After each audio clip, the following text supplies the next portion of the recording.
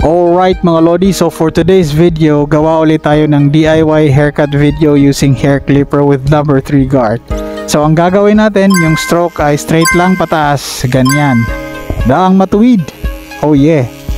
Huwag na huwag mong ililikong ganyan dahil papangit yung resulta. Kahit sa aspeto naman ng buhay, mapa-eskwela man, relasyon, marriage, dapat straight lang tayo, daang matuwid lang. Huwag na huwag tayong liliko dahil yan ang magdadala sa atin sa kapahamakan, di ba?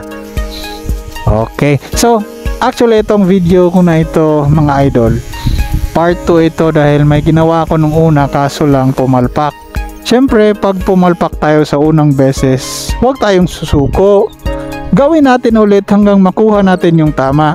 Ganyan din sa buhay, di ba? Laban lang ng laban dahil at the end of the day, gabi na. Anyways, yan na pala yung finished result niya mga idol. O finish na, result pa. Yan yung itsura niya sa mga normal na araw. So, hindi siya perfecto mga idol pero goods na. Okay na para sa akin, pasado na. Balik tayo doon sa wag na wag kang susuko mga idol. So, para sa akin kasi, it's better to die knowing that you did everything rather than to spend your life always thinking about what if you did something, di ba?